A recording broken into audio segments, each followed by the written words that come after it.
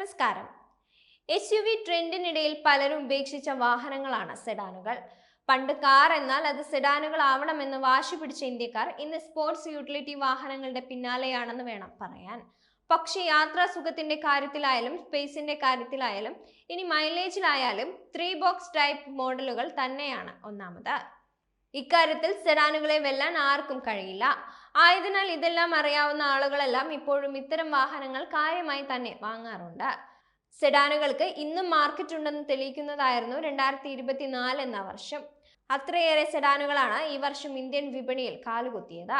അതും budget segment മുതൽ അങ്ങ് ലക്ഷറി വിഭാഗത്തിൽ വരെ പുതുപുത്തൻ സെഡാൻ മോഡലുകൾ വന്നിറങ്ങുന്നുണ്ടായിരുന്നു. എന്തായാലും വാങ്ങാൻ ആളുകൾ ഉള്ളതിനാൽ പുത്തൻ മോഡലുകൾ പണിതിറക്കാനും വാഹന നിർമ്മാതാക്കൾക്ക് പ്രത്യേക ഉത്സാഹമായിരുന്നുവെന്ന് വേണം പറയാൻ. 2024 ഇന്ത്യയിലെത്തിയ ചില കിടിലൻ സെഡാനുകൾ ഏതൊക്കെയാണെന്ന് നോക്കാം. ആദ്യത്തേത് മാരുതി ഡിസയർ ആണ്.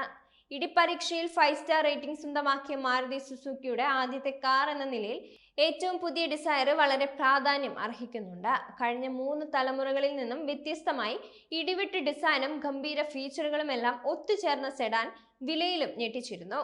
മാരുതി ഡിസയറിന്റെ പുതുതലമുറയ്ക്ക് 6.79 ലക്ഷം മുതൽ 10.14 ലക്ഷം രൂപ വരെയാണ് എക്സ്ഷോറൂം വിലയായി നിശ്ചയിക്കുന്നത്.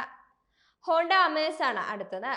ലെവൽ 2 ADAS ഫീച്ചറുള്ള ഇന്ത്യയിലെ ഏറ്റവും കുറഞ്ഞ വിലയിലുള്ള കാർ എന്ന നിലയിലാണ് അമേസിന്റെ പുതു മോഡലിനെ ആളുകൾ ശ്രദ്ധിച്ചത്. ഒപ്പം ഡിസൈനിലെ പരിഷ്കാരങ്ങളും ഇന്റീരിയറിലെ മാറ്റങ്ങളും ആളുകൾക്ക് ഒരുപോലെ ഇഷ്ടപ്പെടുകയും ചെയ്തിട്ടുണ്ട്. ഡീസലുകളോട് ഗുഡ് ബൈ പറഞ്ഞതിനാൽ ഹോണ്ടയുടെ 1.2 ലിറ്റർ പെട്രോൾ എഞ്ചിനിൽ മാത്രമേ സെഡാൻ വാങ്ങാനാവൂ. 8.04 ലക്ഷം മുതൽ 10.94 ലക്ഷം വരെയാണ് അമേസിന് വില വരുന്നത്. അടുത്തത് ടിഗോർ CNG ഓട്ടോമാറ്റിക് ആണ്. കംപ്രസ്ഡ് നാച്ചുറൽ ഗ്യാസ് കാറുകളും ഓട്ടോമാറ്റിക് ഗിയർ ബോക്സുമായി അവതരിപ്പിക്കാനാവുമെന്ന തെളിഞ്ഞ വർഷമായിരുന്നു 2024.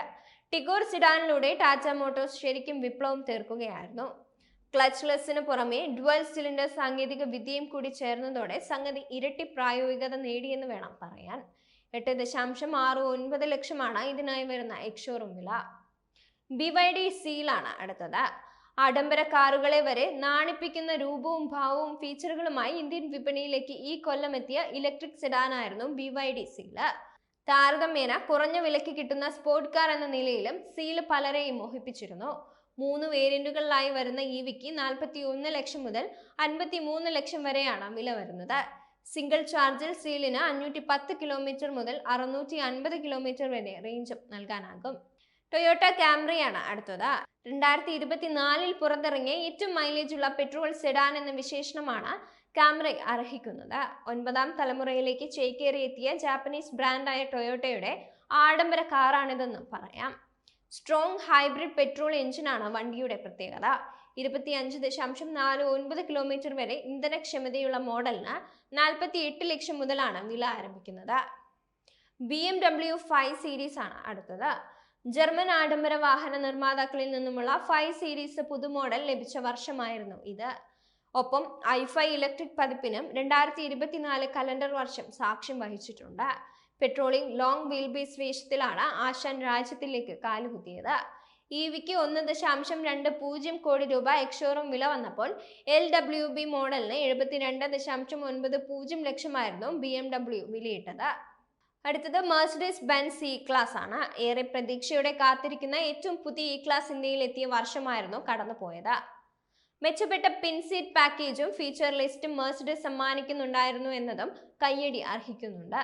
കൂടാതെ പെട്രോൾ ഡീസൽ എഞ്ചിൻ ഓപ്ഷനുകളിലും ലഭിക്കും.